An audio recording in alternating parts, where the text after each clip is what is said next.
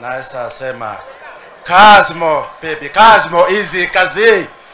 Mwanaume kamili, mwanaume tosha. Mumefurahi kuniona hapa?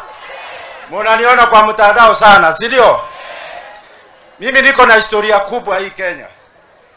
Rais William Samoei Ruto ni rafiki sana. Alikuja ngamba, watu wakasema hata kanyaga Amerika akiwa deputy president.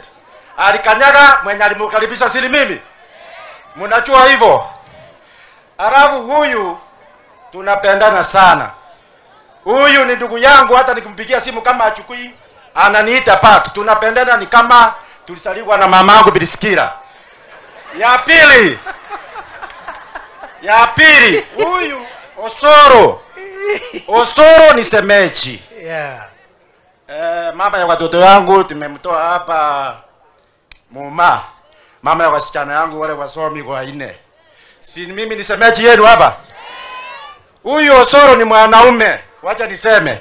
Leo nimekuendorse 100%. Utarudi hapa na nimeona watu wanakupenda. Hii watu yote sikujua kama unapendwa kama pesa hivi. So wacha niseme hivi. Mimi nilisema Ruto atakuwa rais, akakuwa. Nikasema ndugu yangu atapata na atapata. Second term ya William Samoei Ruto obvious 60% tunashinda. Wakiwa na ndugu yangu. Osoro South Mugrango amchabeba bendera. Mbele ya Mungu mkimchagua second third term tutakuwa na by election, yeye atakuwa minister, abeberusha bendera hapa. Mtamchagua namna gani? Mtampigia kura.